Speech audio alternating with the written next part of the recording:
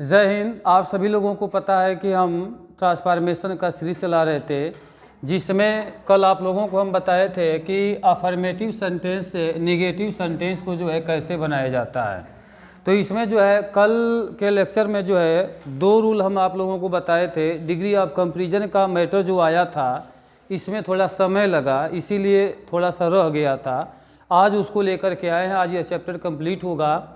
यानी ध्यान दीजिएगा, निगेटिव में हम क्या बताएं कि जब किसी भी सेंटेंस को निगेटिव बनाया जाता है तो निगेटिव बनाने का मतलब क्या होता है कि जब तक सेंटेंस में आप नॉट नहीं लगाएंगे तब तक वह निगेटिव नहीं बनेगा। और आप लोग देखें कि नॉट हमको कैसे लगाना है, ठीक ना। आइए अब इसमें आगे चलते हैं, थोड़ा ध्यान दीजिएगा। कभी कभी क्या होता है कि हमारे सेंटेंस में जो है तीसरे रूल में बताया है कि कभी कभी सेंटेंस में जो है ओनली या अलोन आ जाता है। आप थोड़ा सा ध्यान से समझिएगा, 2 शब्द हम यहाँ पर लिखे हैं, ओनली है और एक शब्द आपका अलोन है। ओनली का मतलब केवल होता है और अलोन का मतलब अकेला होता है।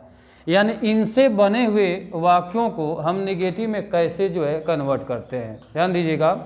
तो इसमें हम करेंगे क्या कि हमारे सेंटेंस में ओनली चाहे अलोन कहीं भी रहता है, इससे शुरू भी होता है, लास्ट में भी होता है, बीच में भी रहता है। मतलब आपको इतना ये देखना है कि यदि कोई सेंटेंस आपके सामने आया हुआ है और सेंटेंस के भीतर कहीं पर भी अलोन या ओनली शब्द आया हुआ है तो आप उसको निगेटिव कैसे करोगे, ठीक ना।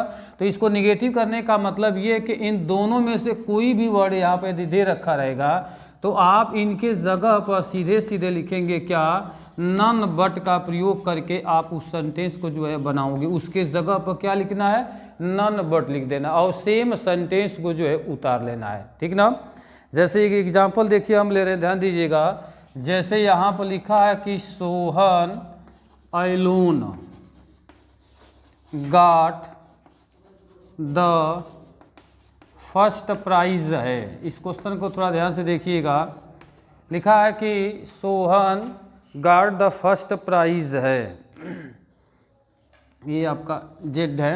यानी यहाँ कह रहा कि Sohan alone got the first prize है। इसका मतलब क्या कह रहा है कि अलोन मीन्स होता है अकेला होता है, यानी सोहन अकेला, गॉट मीन्स पाया और क्या पाया, फर्स्ट प्राइज, पहला पुरस्कार सोहन अकेला पाया। ये हमारा सेंटेंस है। तो हम आपको क्या बताए कि हमारे सेंटेंस के अंदर कहीं पर भी क्या लिखा हो, ओनली आया हो और चाहे अलोन, यानी ओनली और अलोन में से दोनों में से कोई भी वर्ड आपके सेंटेंस में कहीं पर भी दिया है। अब कहीं पर भी देने का मतलब कि कभी कभी आप देखेंगे तो वही अलोन जो शब्द है पहले भी जो है यहाँ पर आ जाता है, पहले ही लिख सकता है कि only Sohan got the first prize, ऐसे भी लिखा जा सकता है। हम इसको अंदर भी रख सकते हैं, तो Sohan alone got the first prize ऐसे भी हो सकता है। हम इस शब्द को चाहें तो लास्ट में भी लिख सकते हैं कि Sohan got the first prize alone. मतलब तुम्हारे सेंटेंस में ये कहीं पर भी आए हुए हों, कौन, ये अलोन हुआ चाहे ओनली।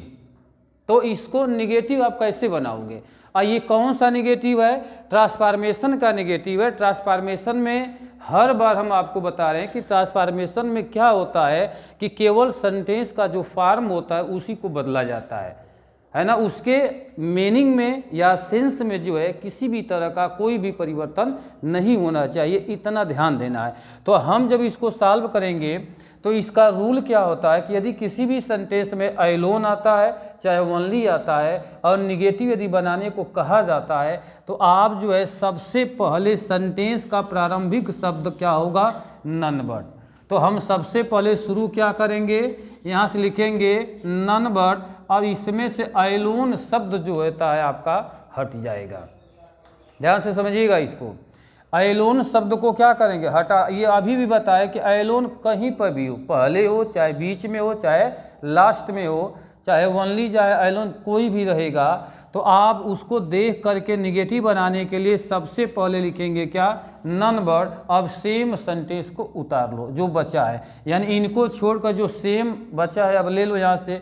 तो सेम क्या बचा है, यहाँ से हो जाएगा सोहन और उसके बाद गॉट द, इसके बाद हो जाएगा फर्स्ट प्राइज और आपका क्वेश्चन ये बन गया, निगेटिव बन गया। अब इसका अर्थ क्या निकलेगा ये देखिए।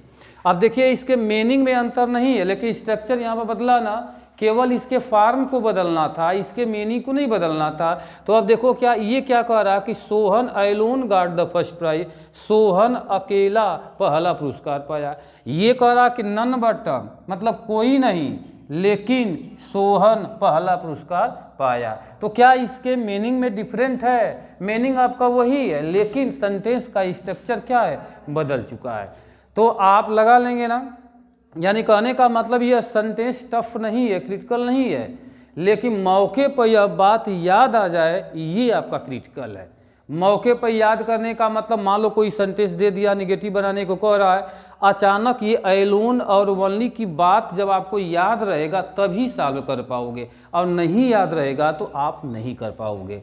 इसलिए इस मैटर को जो है अपने दिमाग में रखना है कि यदि हमारे सेंटेंस में कहीं पर भी ओनली आता है या अलोन आता है तो उस सेंटेंस को जो है हम नन बट से ही लगा करके देते हैं।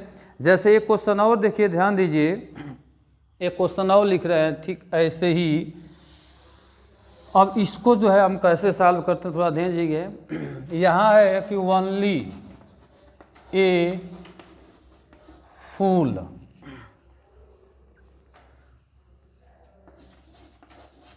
कुड हैव इट है। अब इसी सेंटेंस को जो है नेगेटिव आपको करना है कि only a fool could have done it है। Only a fool could have done, have यहाँ डन है, इट है, इसको जो है सॉल्व करके देना है। तो आप देखिए, लगाइए इसको। आप कैसे लगाएंगे? अभी भी हम क्या बताए कि सेंटेंस के भीतर चाहे बाहर चाहे लास्ट में कहीं भी जो है क्या लिखा हो, ओनली आया हो चाहे अलोन आया है, तो आप उसको देखते ही सेंटेंस का पहला शब्द क्या होगा, नन बट। तो जब इसको हम बनाएंगे तो ये क्या बन जाएगा, नन बट। अब ये ओनली आया है तो इसको हटा दो, हटा करके जो सेम बच रहा है उसको उतार लो। तो सेम क्या आपका बचेगा, ए फूल, और यहाँ से हो जाएगा कुड, और फिर यहाँ हैव, और इसके बाद यहाँ से डन, और ईट, और इसके बाद यहाँ से फुल स्टॉप। ऐसे करके जो है सेंटेंस को जो है बनाया जाता है। समझ में आ गया सभी लोगों को? लगा लोगे? आपको ध्यान क्या देना है कि हम पढ़ क्या रहे हैं। सबसे अच्छी बात ये भी हमको जानना है, हम पढ़ क्या रहे हैं। हम ये पढ़ रहे हैं कि किसी असर्टिव सेंटेंस को हम कैसे नेगेटिव में बनाते हैं। समझ में आया ना? असर्टिव सेंटेंस को कैसे बनाते हैं। असर्टिव सेंटेंस को बनाने के लिए हमारे पास कुछ रूल है, उस रूल को भी देखना है, क्योंकि ट्रांसफॉर्मेशन है। यदि यह केवल निगेटिव की बात रहती तो अब तक यह क्वेश्चन आपका सॉल्व हो गया होता, क्योंकि निगेटिव में केवल नॉट लगाया जाता है, उसके मीनिंग्स और सेंस से हमारा कोई मतलब नहीं होता है। लेकिन यहाँ इसके सेंस से मतलब है। हमको ऐसा परिवर्तन करना कि सेंस में जो है चेंजिंग न हो, तब जाकर के सेंटेंस आपका ये बनेगा। तो ये आप लोगों का तीसरा रूल है। आप अपने माइंड में इस बात को रखेंगे कि हमारे सेंटेंस के अंदर या बाहर या भीतर कहीं पर ओनली या अलोन आता है तो हम सबसे पहले क्या लिखेंगे, नन बट, और उस सेंटेंस के भीतर कहीं पर भी ओनली या अलोन रहेगा वहाँ से आप हटा देंगे, और जितना शेष सेंटेंस बचेगा उसको हम सेम उतार कर फुल स्टॉप लगा देंगे। तो वह सेंटेंस आपका निगेटिव होगा, लेकिन अर्थ में चेंजिंग नहीं रहेगा, सेम होगा। ठीक ना? आइए अब अगला रूल देखते हैं, चौथा वाला रूल देखते हैं। थोड़ा ध्यान से समझिएगा इसको। ये फोर्थ जो रूल है, फोर्थ रूल को आप लोग पढ़ चुके हो, ध्यान से समझिएगा। हमारा बहुत सारा सेंटेंस जो है शुरू होता है किससे, टू से, और ये इन्फिनिटी टू। ये सेंटेंस में जो है टू, जिसको इसको हम लोग क्या कहते हैं, एडवर्ब टू बोलते हैं, इसको हम लोग क्या बोलते हैं, इन्फिनिटी बोलते हैं। तो हमारे बहुत सारे सेंटेंस इनसे भी बनता है, ये भी हमारे सेंटेंस के भीतर आता है, और आप इससे अननोन नहीं हो। क्यों? ट्रांसफॉर्मेशन में सबसे पहला टॉपिक यही आया था, एडवर्ब टू को हटाना। एडवर्ब टू कैसे हटाया जाता है, उनसे जो सेंटेंस बनता है उस सेंटेंस को हम बनाकर कैसे हटाए थे, एक मैटर वहाँ भी था। तो सेम उसी सेंटेंस को यहाँ निगेटिव बनाने को कहेगा। तो आप सभी लोग जानते हो कि एडवर्ब टू और चाहे इन्फिनेटिव जब कभी भी जो है सेंटेंस का रूप लेता है, सेंटेंस का स्ट्रक्चर लेता है या सेंटेंस को बनाता है, तो उसका भी खुद का एक अपना स्ट्रक्चर होता है। वह स्ट्रक्चर क्या है, ध्यान दीजिएगा कि यहाँ पर सब्जेक्ट होगा, यहाँ पर बी का मतलब इज, एम, आर, वाज, वर होता है। इसके बाद जो है यहाँ से टू लगा होता है और टू के बाद एक एडजेक्टिव लगा होता है। एडजेक्टिव के बाद फिर इन्फिनेटिव होता है, फिर वर्ब का फर्स्ट फॉर्म होता है, फिर यहाँ अदर वर्ब। यही स्ट्रक्चर आप लोग देखे थे। यानी एडवर्ब टू जब कभी भी सेंटेंस बनाएगा तो लगभग इसी स्ट्रक्चर पर बनाता है, 99% इसी पर बनता। कभी कभी चेंज होता है, कभी कभी जानते हो क्या होता है कि यहाँ बी वाले फॉर्म को हटा करके यहाँ प्रेजेंट इंडेफिनिट को रख देता है, या पास्ट इंडेफिनिट को जब रख देगा तो बी वाली सहायक क्रिया यहाँ से खत्म हो जाती है। तो उसका स्ट्रक्चर ऐसे कुछ बन जाता है, देख लेना। यहाँ सब्जेक्ट हो जाएगा, यहाँ वर्ब कर देगा, वर्ब के बाद तब यहाँ पर क्या लिख देगा, टू, और इसके बाद तब फिर एडजेक्टिव कर देता है, और फिर यहाँ पर जो है इन्फिनेटिव, और इसके बाद V1, और फिर ये अदर। कभी कभार ये भी स्ट्रक्चर आपको दिखाई दे देता है। हमें कुछ नहीं करना है। यदि इस तरह का सेंटेंस जो आ रहा है और इसको जो है बनाने को कह रहा है कि इस सेंटेंस को जो है निगेटिव बनाना है, तो निगेटिव बनाना है तो हम करेंगे क्या, आपको पता है। इसी सेंटेंस को जब हम कहे थे कि एडवर्ब टू है, देख रहे हो ना, इसको हटाने की बात आई थी पहले लेसन में, रिमूव एडवर्ब टू आया था ना, तो आप कर क्या रहे थे, वही काम इसमें करना है। तो यानी इस तरह के सेंटेंस को दो तरह से पूछा जाता है, ये भी ध्यान देंगे। इस तरह का सेंटेंस जब आता है तो कभी एग्जाम में ये कहता है कि रिमूव एडवर्ब टू, यानी कि इस सेंटेंस में से एडवर्ब टू को क्या करना, हटाना है। तब भी हम काम यही करेंगे जो आंसर लिखने जा रहे हैं। और कभी कभी कहेगा कि इसको क्या करना है, निगेटिव करना है। तो चाहे निगेटिव बनाने को कहे या एडवर्ब टू को हटाने को कहे, दोनों का मतलब क्या है, एक ही है। केवल क्वेश्चन पूछने का तरीका जो है दो तरह से है। तो हम फिलहाल यहाँ क्या करने जा रहे हैं, निगेटिव करने हैं। तो जब निगेटिव करेंगे तो ये सेंटेंस का स्ट्रक्चर हो जाएगा, सब्जेक्ट आई बी है, तो बी के बाद आप यहाँ नॉट नहीं लगाएंगे, याद रखिएगा। ये टू को बदल देंगे किस में, सो में। सो के बाद ये एडजेक्टिव, ये इस टू के जगह पर क्या लिखा जाता है, ध्यान से समझिएगा। आप लोग इससे जो है परिचित हो, दैट, और दैट के बाद यहाँ से सब्जेक्ट आता था, सब्जेक्ट के बाद कैन, या जो है यहाँ पर कुड भी आता था, और कुड के बाद जो है यहाँ पर नॉट आता था, और इसके बाद है आगे का मैटर जोड़ लो V1 और प्लस अदर, और यहाँ पर फुल स्टॉप कर लो। बस यही स्ट्रक्चर दे देना है। ये स्ट्रक्चर हम समझ सकते हैं कि अब हमारे लिए जो है यह न्यू नहीं है, इसको हम लोग पीछे पढ़े हैं, आराम से इसको लगा सकते हैं। जैसे क्वेश्चन देखिए, एक क्वेश्चन है कि Ram is too old to run है। हम कह रहे हैं कि सेंटेंस को क्या करना है, इस सेंटेंस को जो है आपको बनाना क्या है, निगेटिव करना है। तो बना लो निगेटिव। तो हम निगेटिव जब करेंगे तो हमारा सेंटेंस बनेगा कि राम इज, टू के जगह पर क्या लिखेंगे, सो, इसके बाद एडजेक्टिव, इसके जगह पर आपको क्या लिखना है, फार्मूला देखिए, दैट। तो चलिए दैट को हम लिख दिए। दैट के बाद देखो क्या ये सब्जेक्ट लिखा, सब्जेक्ट कहाँ से आएगा, जो यहाँ रहेगा। तो यहाँ देखो कौन है, राम। तो राम का प्रोनाउन ले जाएंगे हम लोग। तो राम का प्रोनाउन होगा तो ही। इसके बाद देखिए कैन है और कुड। कैन कुड में से हम किसको लेंगे, कैन, क्योंकि हमारा सेंटेंस किस में है, प्रेजेंट में, इज आया है। तो यहाँ से हो जाएगा कैन, और इसके बाद यहाँ से नॉट लगा लो। अब आगे क्या है, V1, तो V1 इसमें है क्या, रन। तो रन अब यहाँ पर लेकर के जोड़ लो, और इसके बाद फुल स्टॉप। देखो निगेटिव बन गया। बस यही काम यहाँ पर करना है। सभी लोगों को समझ में आ गया, एनी डाउट किसी को? अब देखो कन्फ्यूजन नहीं लेना है। यहाँ थोड़ा सा कन्फ्यूजन होगा कि आप ये कहोगे कि इस मैटर को हम लोग रिमूव एडवर्ब टू में पढ़े थे, तो बात सही है कि आप पढ़े हो, और वहाँ पर भी यही काम कर रहे थे, लेकिन वहाँ आपसे यही करने को कहा गया था, तभी आप कर रहे थे। आपको वहाँ क्या करने को कहा गया था, एडवर्ब टू को हटाने को कहा गया था, तो अब हटाए। और कैसे हटाए, इसी तरह हटाए। लेकिन यहाँ आपको क्या कहा गया, यहाँ एडवर्ब टू को हटाने को नहीं कह रहा है, ये कह रहा है आपको क्या, निगेटिव करने को कह रहा है। तो निगेटिव जब करोगे तब भी काम यही करना है। यानी आप समझ सकते हो कि एक ही सवाल को दो तरह से पूछा जाता है। एडवर्ब टू को हटाने को कभी कह सकता है और कभी कह सकता है क्या, निगेटिव बनाने को कह सकता है। तो ऐसे करके बनाया जाता है। ये आपका फोर्थ रूल पर आता है। ये समझ आ गया सबको, लग जाएगा सभी लोगों से। अब हम आते हैं 5वें नंबर का एक सेंटेंस है, जो 5वां रूल है, जो बहुत ही मोस्ट इम्पॉर्टेंट है। आज तक कॉम्पिटिटिव परीक्षाओं में हम कई बार इस क्वेश्चन को देखे हैं। बहुत ज़्यादा इस क्वेश्चन को जो है पूछा जाता, कई तरीके से जो है पूछता है, थोड़ा उसको देखिएगा। ये तो आपका चौथा रूल था। और निगेटिव सेंटेंस में जो है सबसे मज़ेदार ये चैप्टर होता है, निगेटिव कैसे बनाया जाता है।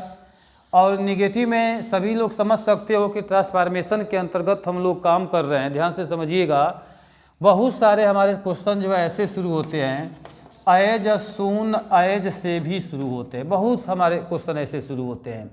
एक बात और भी बता दें कि एज, सून, एज से जो शुरू होने वाले सेंटेंस है वह सारे सेंटेंस पास्ट इंडेफिनिट में ही बनते हैं और कोई किसी टेंस में वो नहीं जाता है।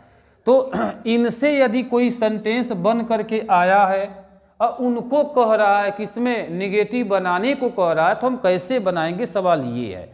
तो आइए पहले इसका हम स्ट्रक्चर ले लेते हैं, ये कैसे बनेगा। जैसे अभी भी एडवर्ब टू का स्ट्रक्चर लिए कि जब एडवर्ब टू किसी सेंटेंस को बनाएगा तो कैसे बनाएगा।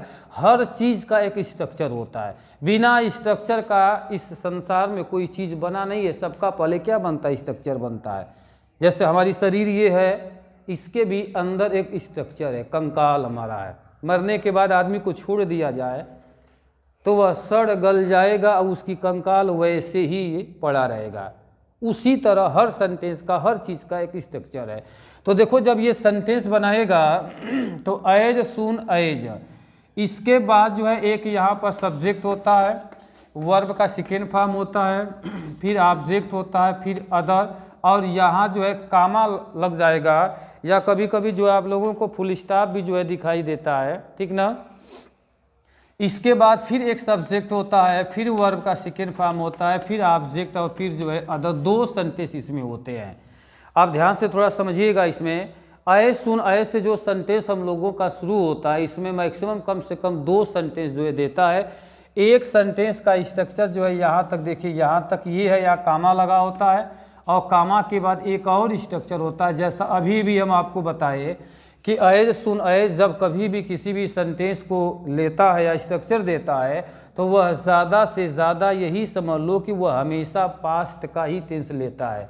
और पास्ट में किसका टेंस लेता है, इंडेफिनिट का, क्योंकि स्ट्रक्चर शो कर रहा है कि यह किस टेंस का स्ट्रक्चर है।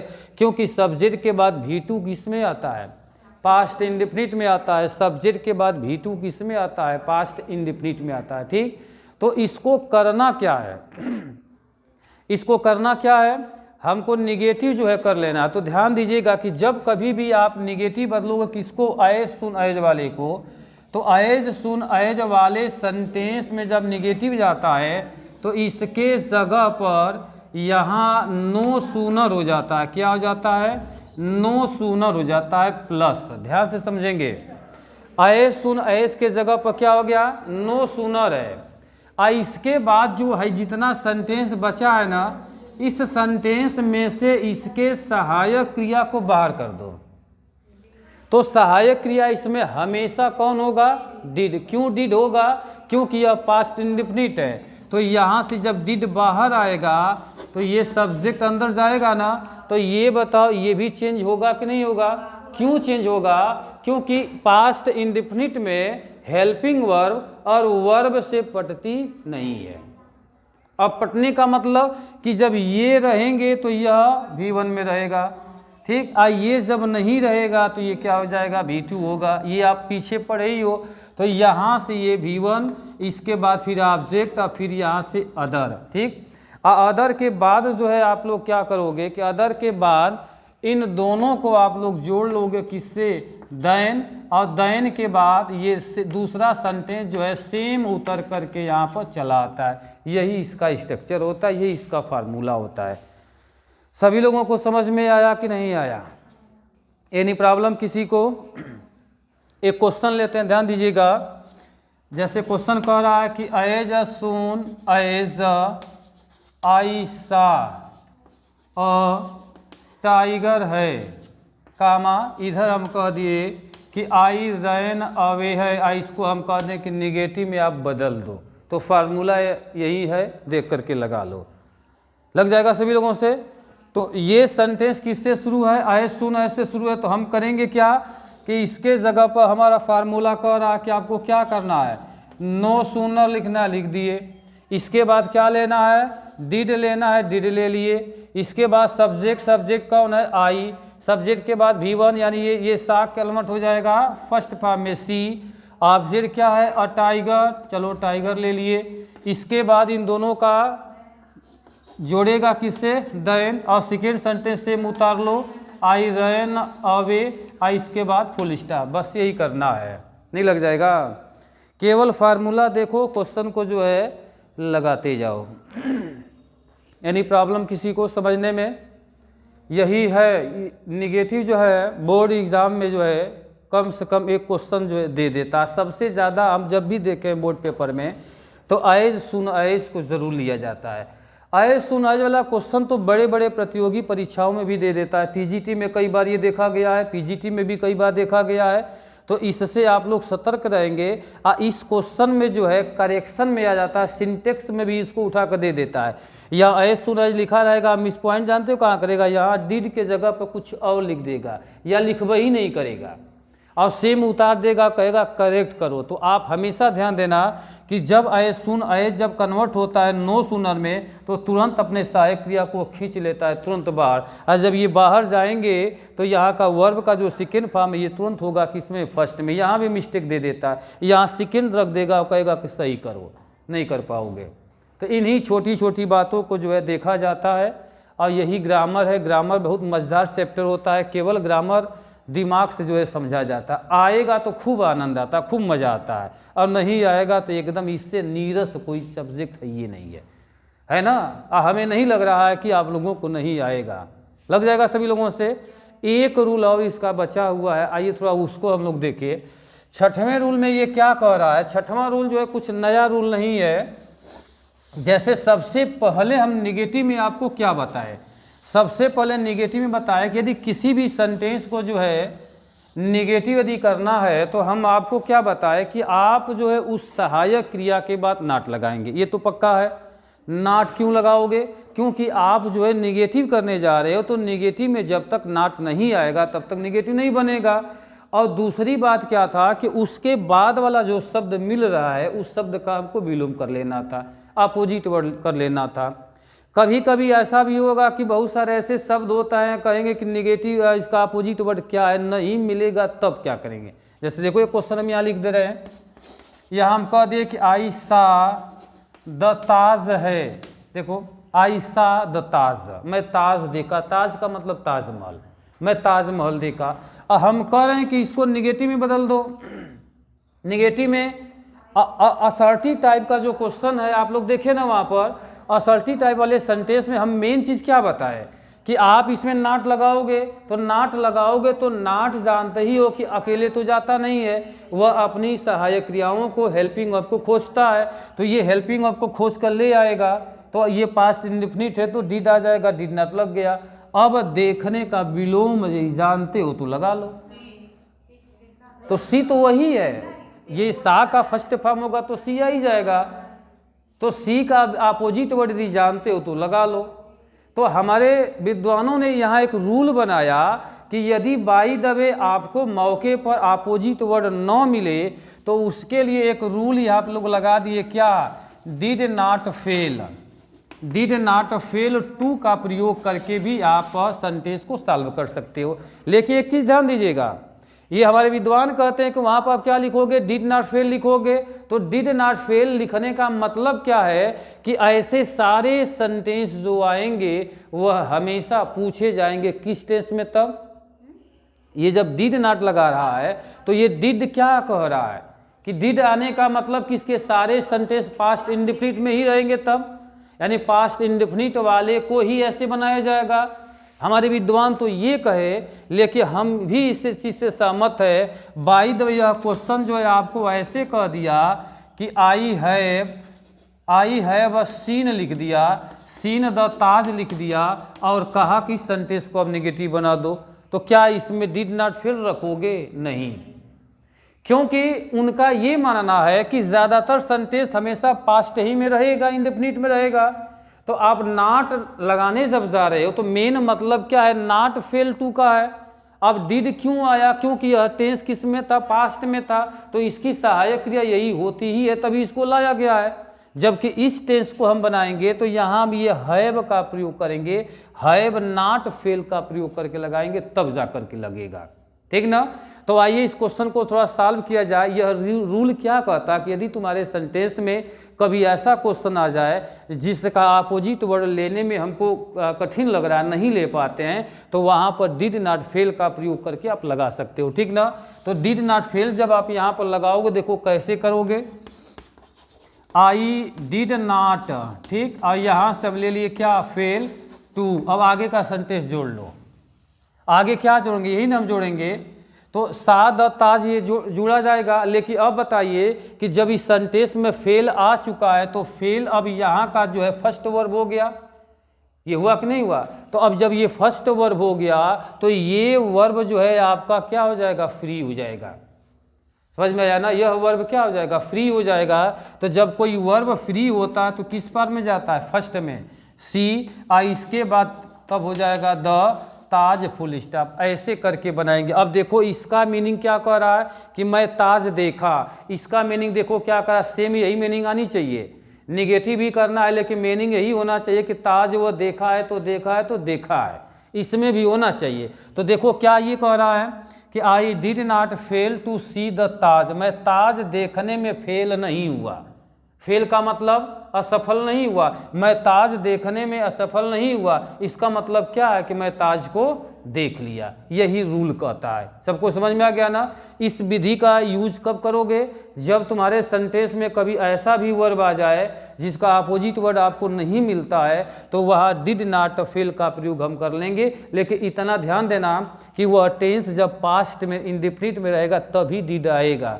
जब दूसरे टेंस में रहेगा तब हम नहीं लगाएं। जैसे इसी को हम मिटा कर, थोड़ा ध्यान दीजिएगा, इसको मिटा करके यदि हम सी कर दिए तब आई सी द ताज है, तब यहाँ तब क्या हो जाएगा? तब इसकी सहायक क्रिया ले लो क्योंकि टेंस बदल गया।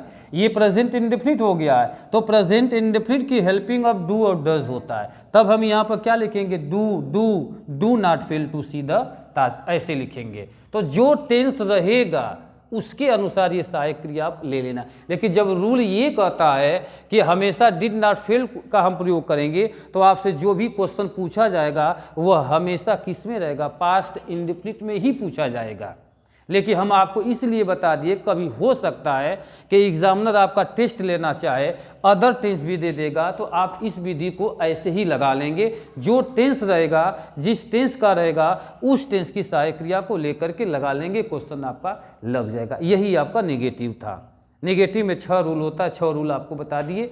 अब आराम से अपना स्ट्रक्चर देखो, सेंटेंस देखो, फार्मूला देखो और क्वेश्चन को लगाना शुरू करो। अब हमें लगता है कि आप देख करके केवल देखेंगे और मुंह से बोलेंगे, लिखने की आवश्यकता ही नहीं है। सभी लोगों को समझ में आ गया? एनी डाउट किसी को? तो आज का क्लास यहीं तक रहेगा। यदि हमारा पढ़ाना आपको अच्छा लगे तो आप ज़रूर जो है लाइक करेंगे। आप देख लेते हैं, लाइक बिल्कुल नहीं करते हैं, न ही जो है कमेंट करते हैं। तो कम से कम इतना आप बताइए कि ये समझ में आया कि नहीं आया, है ना? फिर मिलते हैं, बाय। अगले टॉपिक के साथ फिर आते हैं। नमस्कार।